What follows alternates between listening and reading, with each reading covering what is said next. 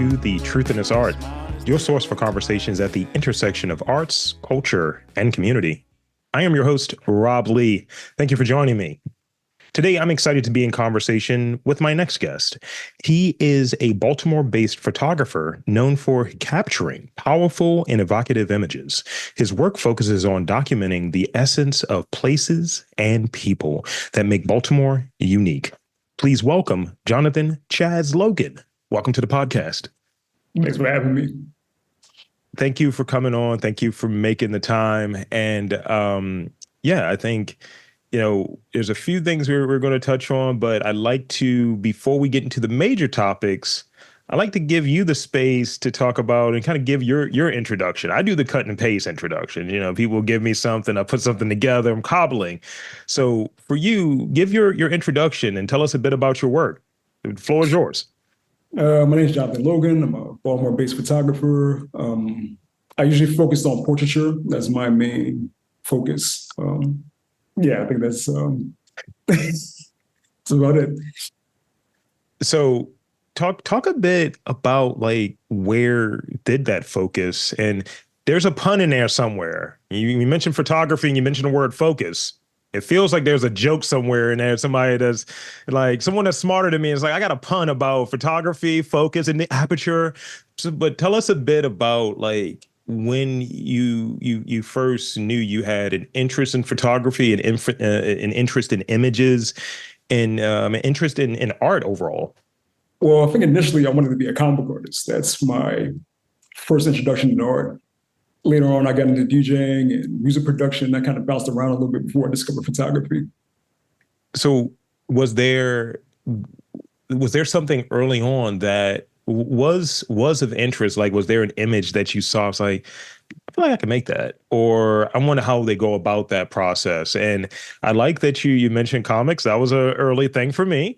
DJing, not for me, but rap was for me. There are some rap songs out there from the late 90s, early 2000s that no one shall hear. So tell me about, as far as some of those interests and kind of moving to, where you're at now as far as photography. Was there an image? Was there a photographer? Was it something that struck you that, you got bit with the bug? You started to explore a little bit. I think a pivotal moment for me was when I visited Berlin for the first time, and Sure. I went to the Helmut Newton Museum, and seeing his work on that scale really blew my mind. I wasn't into photography yet, but seeing his work was really inspiring. And I think that kind of set off where I'm at now. And, just because I'm curious, what comics were you reading earlier? What was the comic thing too? Because I'm curious. Oh, that's interesting because I was a Marvel fan. I hated DC. Okay. DC. I would bypass DC comics anytime I saw them usually, with few exceptions, but for the most part, I was a hardcore Marvel fan. Is there a fictional photographer? This feels like it's a rapid fire question, but is there a fictional photographer that you're like, man, if I could be drawn into this, I don't like the way he's holding his camera as you look at it with this experience now. Well, it's funny you mentioned that because Spider-Man was my favorite comic, so it's perfect. Okay. So I'm kind of like Peter Parker these days. Okay, you're Peter Parker, and then I'm gonna look around different parts of Baltimore to see if you having a knapsack, web style, hanging from a spot. You're trying to solve crimes and such. That's good. That's good. Not so much the solving crimes, but definitely a nerdy guy with a camera. Is definitely me. I dig it. So I also read in going over, some of the bio and looking at just sort of different places, LED comes to mind and so on, analog versus digital, that's a debate, right? That some people have. And, it's just it's maybe DC Marvel for some people. What do you choose? I know, but this is more so for the audience. What are you choosing more often, and why? What's the advantages of choosing the medium or the mode in which you're doing your photography in? Well, there's a few things. I like the delayed gratification in analog. I like not having immediate results. I like to just kind of put it aside for a second before I actually get the results. I enjoy that part. I like having having less exposures to deal with, and that's great for me when it comes to editing. And one of my favorite things is the potential for disaster. So when I actually achieve my results, I'm very happy. So, and I think that's an interesting thing, right? We live in this this sort of like society. And definitely, I'm sure you're going to have a take on this. We live in a society that's driven by expediency, just getting it out there quick. And I think that care and that sort of, that risk that's there. One, if you're shooting on film, there's limited amount. You can't just like, I'm just going to take 4 million pictures and we'll see what's good in there. There's some intentionality that's there, and there's attention and care that's paid for, towards it, perhaps a bit more than maybe something that's digital or what have you. To speak on some of those advantages in the realm of like social media, where a lot of folks are having their work be seen visually. One thing sometimes also, the other thing with digital is sometimes it's overwhelming. It's just too much information. And I think sometimes people are flooding social media and other like outlets with so much information that I think people can't even process it sometimes. So I think sometimes also with analog, it slows me down. And I think it also slows down the viewer too. So versus me maybe dropping 30 shots, maybe I'll drop 5. So in that effort to drop 5, let's say for sake of argument, and I say that in doing this, like I've made it a point over the years to really like not crank them out, because I think that there's a it's sort of like the work is good, but it's not when you're saying crank it out, it's more of a volume thing, right? And at a point in this sort of podcast, people were talking about, wow, you were prolific. You're getting out some stuff.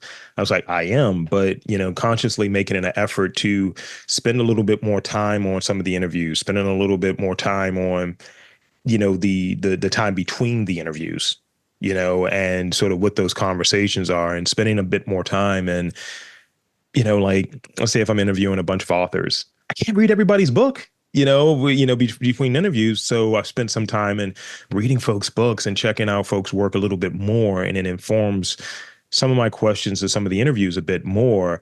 And it's just like, I went from a couple of years ago doing almost an interview a day, putting out almost an interview a day, to what my goal is next year or next season, literally do 1 per week. So that's like a sixth, you know what I mean? And still the love and the attention and the vibe is there, but also trying to do more of the sessions that we were initially going to do, like sort of the in-person thing. That's my analog, you know what I mean? Whereas this is good, but it's also to a degree informal, maybe closer to that sort of digital. We're going through wires right now. We're not in the same room. So that's the way that I see it. So did you ever do, or do you do digital at all? And Well, see, I kind of have a hybrid setup because I'm still scanning digitally, even though I'm shooting analog. And occasionally I'll tweak things in Lightroom. So I do have a hybrid setup. I lean more, I think the bulk of my work is analog. The bulk of my workflow is analog. so, and then the other thing I have with, in sort of that question, how's your process and your sort of setup evolved, like, during the time that you've, been in photography? Like, how long have you been in photography? I didn't even ask that. I think I'm coming up on 7 years now. Okay. Yeah, not that long, but I'm still using the same camera that I used when I first started. So that's one thing. And I think that might connect to my past interest in music. I always love people that stuck with one piece of gear for long periods of time, like a Pete Rock, for example. So you had the Peter Parker, another Pete, I hear, Peter Parker, Pete Rock. What are we doing here? What are we doing? So let's talk a little bit about, education, like, whether it's the formal or the self-taught. And I find like, we get some sort of formal education like with this, right? I do this. There wasn't a roadmap 15 years ago when I started. It was like, oh, you can go into radio and do this. I was like, I'm not broadcasting.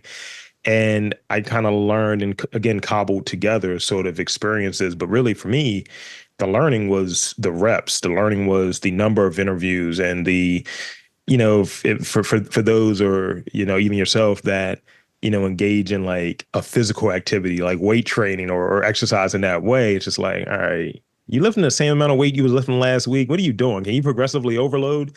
That's the way I kind of look at this. It's like, am I trying to interview different types of people? How am I changing my process? How am I changing my preparation, but also getting that volume of reps in?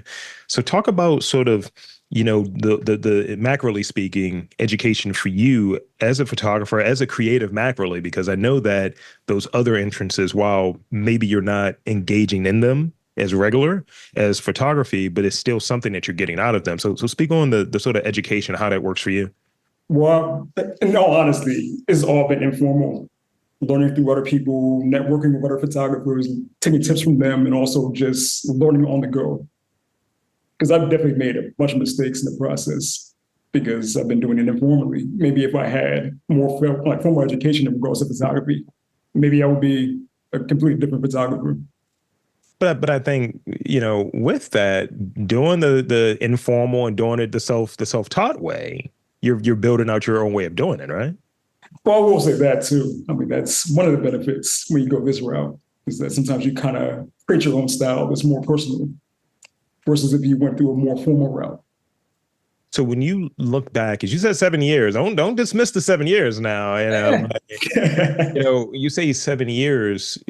Do you look back because if you have the analog component, there is a tangible that's there, right?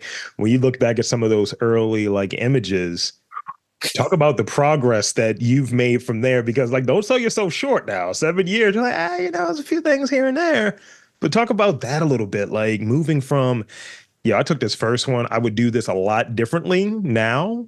And, or I've learned a lot more, or maybe I gotten worse. Like talk about how that works for you over this time, like 7 years. I would even stretch it like for the better part of a decade. Well, I think one thing that's improved in my work is my composition has improved. I think those early shots, a lot of them were off, like maybe exposure wise, and also just they're just boring shots. They didn't really speak to an audience. They didn't even speak to me in some cases. I was just kind of learning the process. Yeah, I hear that. And definitely want to dive a little bit further on that because I hear that and going back through, like I've been doing this podcast for about 5 years, and I go back and I look at some and listen to, not even look at because there's no video, but listen to some of those older interviews. I'm like, yo, that question was very limited, or I could have expounded upon that. Almost, you ever watch a horror movie or the old bit when they're saying, yo, don't go in that room? Me, I'm like, don't ask that question. Damn, you asked that question. Why'd you ask that question? Man, you could have asked a better one. So, and thinking of it in that way, you see the progress, but also you see what the intent is. So, speak a bit about some of that period when you realize who you wanted to be or what your style of photography was, like what mattered to you about an image. How has that changed? Is it the same like now as it was maybe when you had that realization? Well, I think definitely during the pandemic, my style made a shift. I changed my style of portraiture. I started doing more one-on-one shots versus maybe doing random street photography. I kind of moved away from that. And now the style that I currently have, I think it started during the pandemic. So in starting that, and that's a big point. That's like an inflection point for a lot of people, especially like creatives, especially businesses, and folks really having that time to. And again, it goes to one of the things you touched on, being able to slow down a little bit. When folks had that time to slow down, it's like, oh yeah, that laundry or whatever it might be. Now you have a chance to actually look at it. The laundry being that creative practice, that laundry being, hey, let me explore. I got the time on my hands. Really, what was that like for you? Like, people aren't outside, as much. So it's almost like the environment is almost captive, but then you did that shift from sort of the outside stuff more to the portraiture stuff. So talk about that decision. Well, initially, I was kind of nervous, of course, for obvious reasons. I was like, I didn't want to just walk up to random people anymore during the pandemic.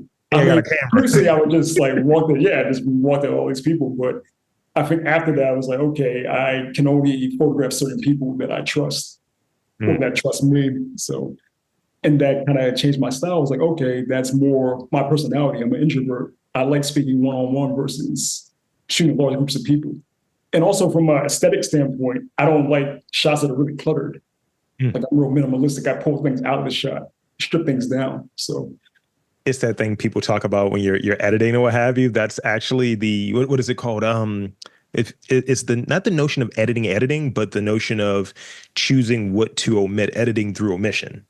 It's just Yeah. like, yeah, I'm gonna pull this out. This doesn't hit. This person is the focal point, or have you? This person, this part of the image is the focal point. Well, sometimes people notice because I'm doing it in real time. Like I'll see something before I even release the shutter. I'm like, okay, that's not going to work. This has to leave. I have to get this out of here. So that kind of brings me to this question in prepping for a shot. What is that main element? Think of something like super recently, because I hear like photographers are always photographing. That's not a word, but that's what y'all doing. You always got that thing on you too.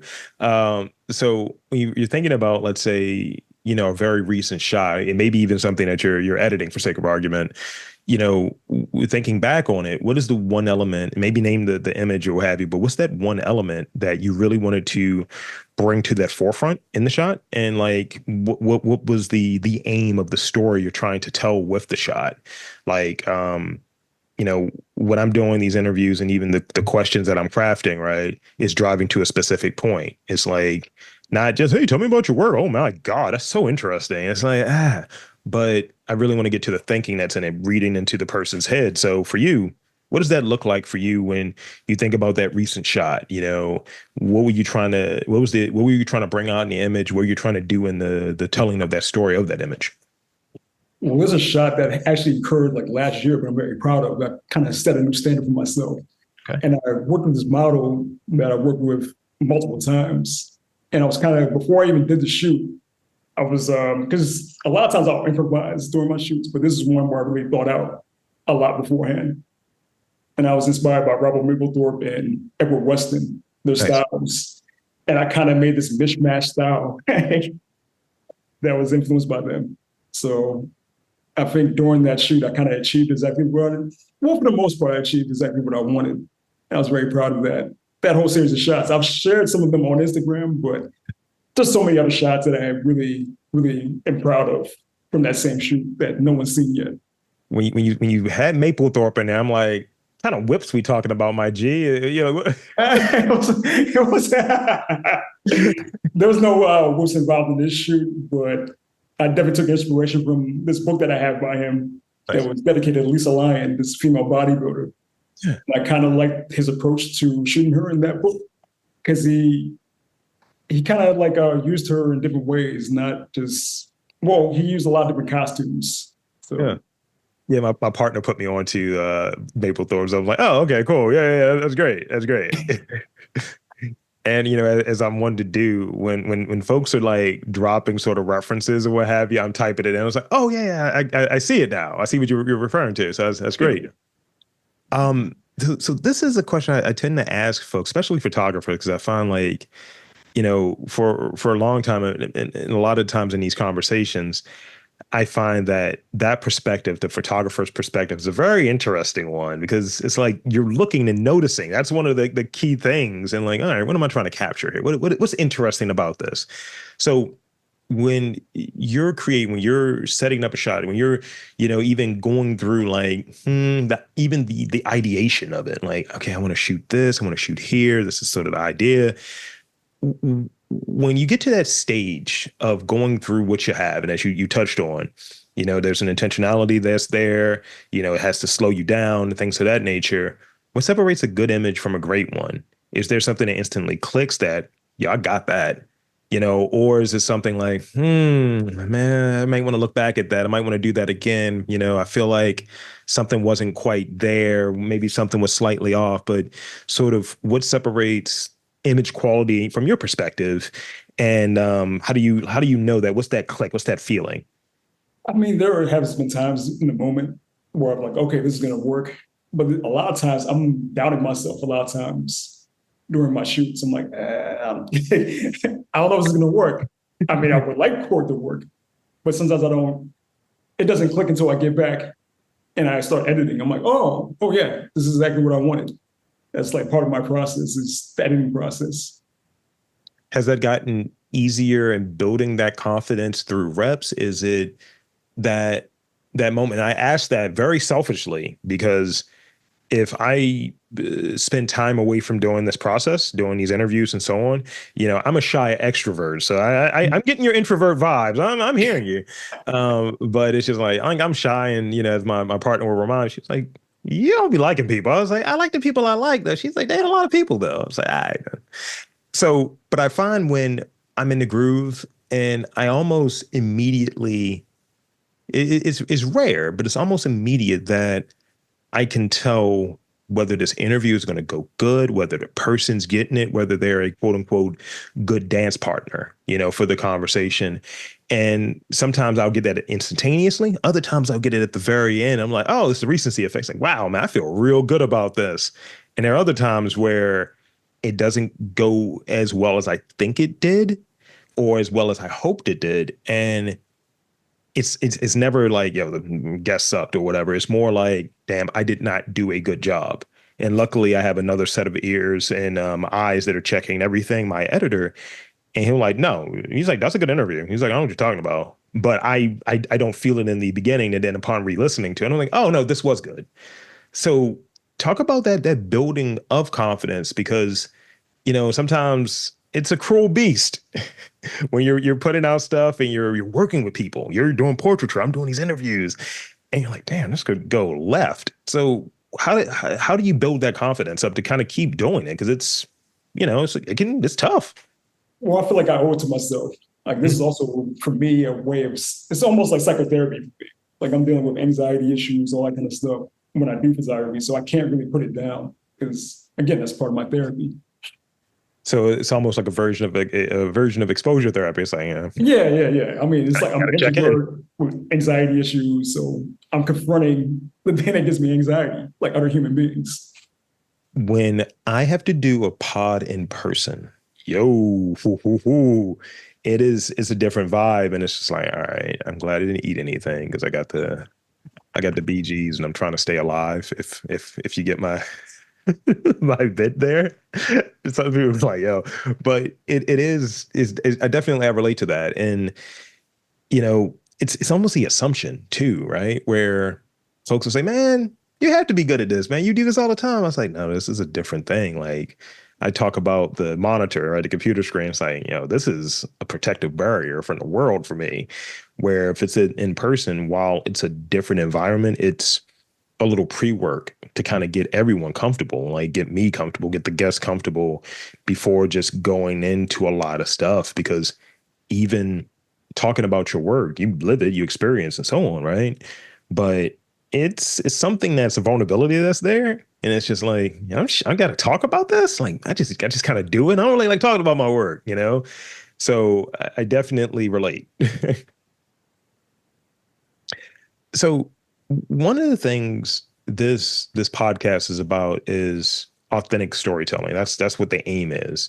So I'm curious about how, you want to maybe in the future as you progress into sort of the next stage, the next year, the next 5 years, however you want to look at it, through photography and like really, again, thinking about specific images,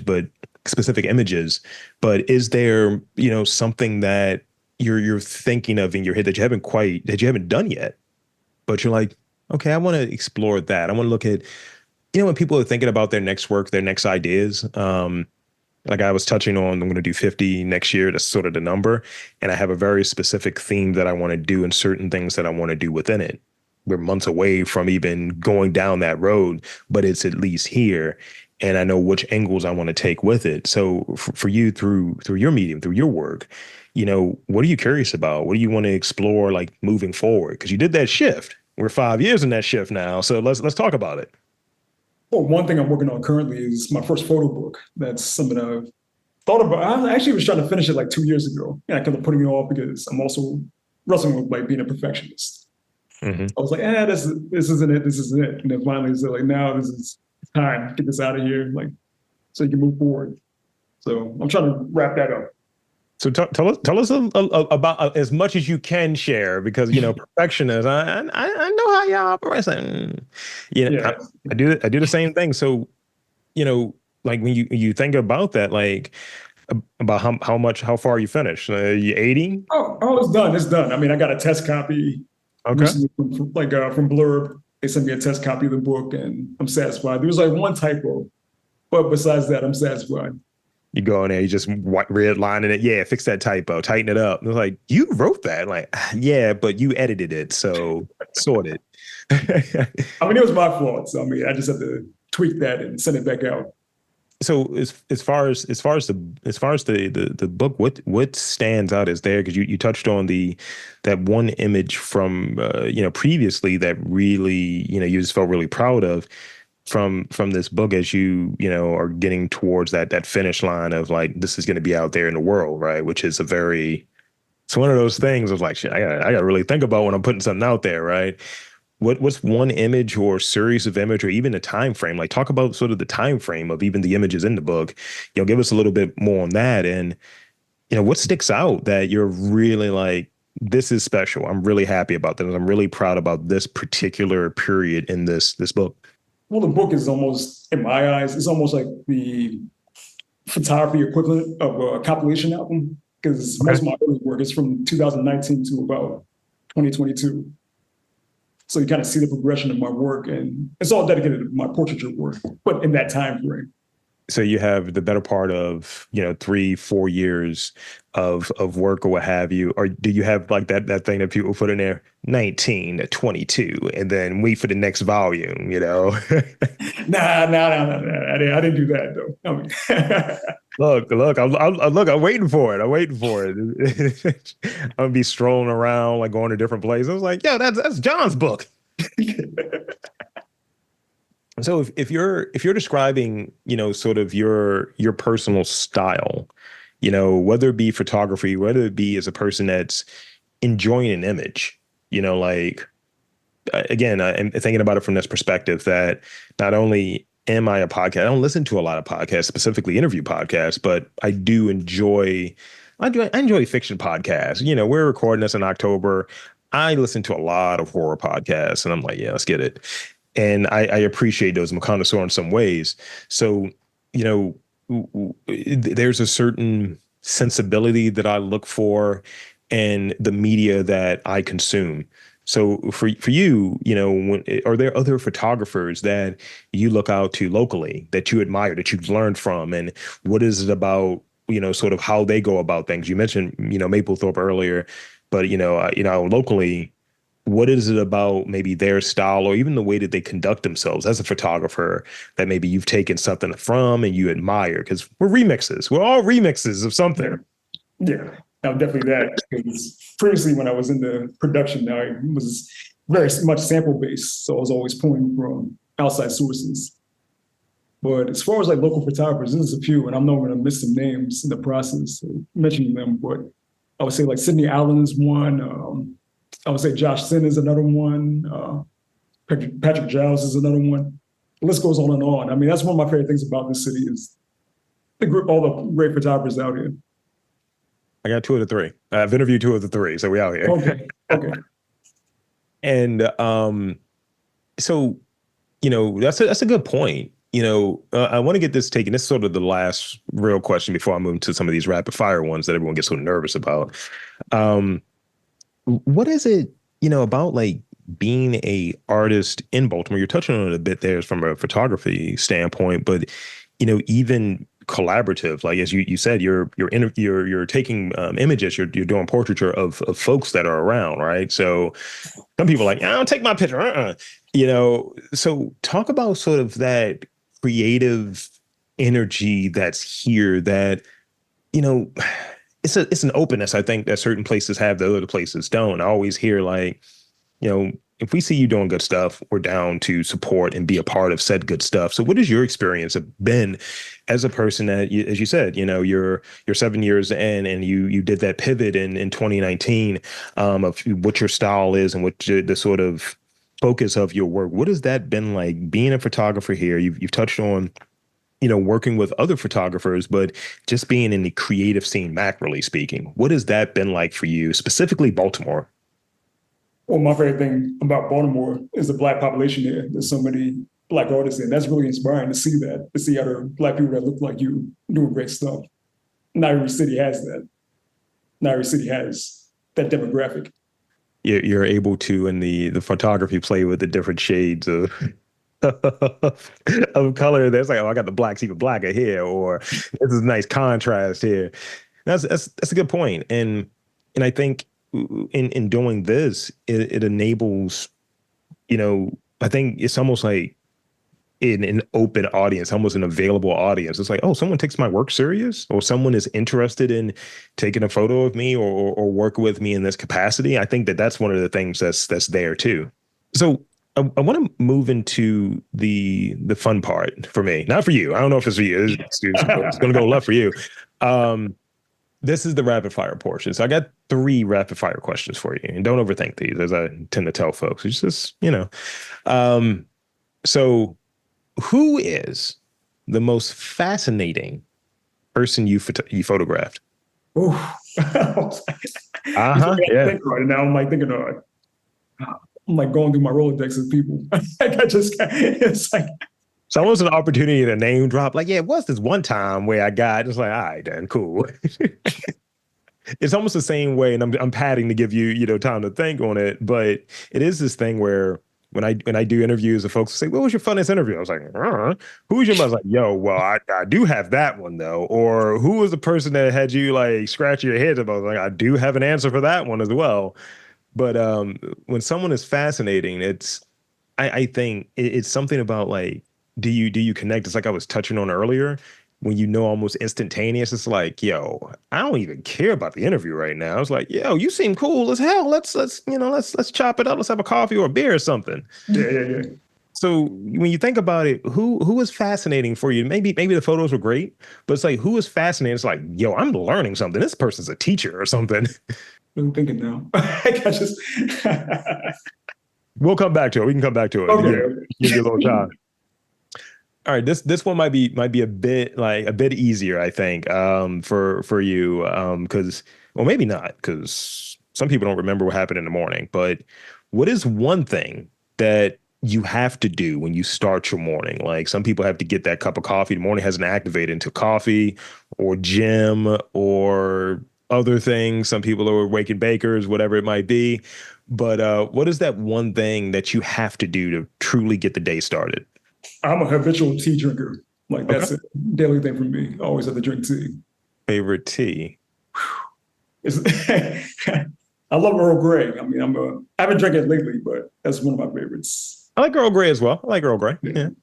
It's the Bergamot. I had a nickname for a little while, Bobby Bergamot, and I was like, I'll take it. And I've had this happen on this podcast where I'll have someone who's like a photographer or even like a portrait artist, right? And doing the visual thing, and they're looking at like my face and my gestures, just like, yeah, I would paint you in this color, or I would frame you out in this way, brother. I'm like, I didn't notice what we were doing. So when you see a person, right, and you're like, they might be a good person as a subject for an image, what have you. What's one thing that you always notice about a person, using your photography like background? What is one thing you always notice about a person's like visual, their aesthetic? Sometimes it's something that I'm drawn to, is like people's personalities, certain personality types. I feel like I'm drawn to. Like I'm fascinated by extroverts and people that are performers because that's the complete opposite of what I am. And I'm just fascinated by people like that. Like, how do you do that? Like, how do you get on stage in front of a bunch of people? Yeah. Yeah, I look at it. I side eyed a little bit. I was like, I don't know. It's work for me to do it, as I was touching on earlier. But when I see folks that naturally backflip on stage, I'm like, all right, settle down. You got it. All right. So we're back to that first question. You were taught and it was a good segue back to that first question of sort of like seeing people who have that sort of extrovert skill. Yeah. So let's talk about the fascinating person. Is there anyone that comes to mind? And we can always swap the question out for a different question. Well, I can name drop again. I mean, I'm here for it. I'm sitting. a person that I work with pretty often, Shannon Carroll, is one of my favorite people to shoot because I feel like no matter what, we always get good work. I can't say that about everybody that I work with, but I would say that, yeah, our success rate is pretty good. We really play off of each other. That's good. That's good. So now I have a bonus question for you. I have a bonus question because I want to bring you back to your comic roots. Favorite Spider-Man movie? Go. See, that's the thing. I'm kind of a Uh, stickler. Like when I watch comic book movies, I start nitpicking. I'm like, yeah, he can't be Wolverine. He's too tall. Like that's the kind of stuff that I do when I watch. I treat it like literature. Like I treat it like fine literature. And I'm just like, oh, that doesn't make sense. I mean, as far as like comic book movies, and this is kind of off topic a little bit. Well, it's on topic, but it's away from Marvel. Like Sin City is the one of few comic book movies where I'm like, oh, that's great. Like, word for word adaptation, perfect. I like Sin City a lot. That was, up there for me for a long time. My aesthetic and my goal in life was to be Marv. We'll talk about that at a different time. But yeah, that's there. And I have I rally at times against like fanboydom and fangirldom because just, like sometimes there are bad instances where it's too much producer and production company involved. And it's obviously right there. There might be a movie that's out right now that seems to have pieces of that involved. But then in other instances where it's just like, maybe because of doing this and being around arts a bit more, it's like, how do these things get made? They have to make sense. So it's that at times, but definitely I play with I play with the thought around the adaptations. Like, all right, is this a good adaptation? What don't I like about it? Where does it fall at on the barometer? And I've had these fights online with different folks years ago, not now because I don't care about it now, but I'm just like, yeah. And, some of these characters have a rich, rich history. Do we want to go all the way back? Because a lot of them are racist back in the day. So how That's a far do good we want point. to go back? That's a good point. um, so yeah, I'll go off my soapbox when it comes to that. I did a cartoon thing not too long ago, so I'm in the mind frame. But so thank you, dude, for coming on and spending some time with me. And there's two things I want to do. Well, actually, one thing now that I want to do as we wrap up. One, I want to give you, sort of the one thing, I'll give you the space to share with folks where they can check your workout on socials, website, anything along those lines. But basically, it's the shameless plug portion. So promote away. Tell folks where to check your workout at. You can find my work currently on Instagram. My screen name is Jonathan Chaz Logan. Yeah, that's for the time being. That's the only place you can find my work.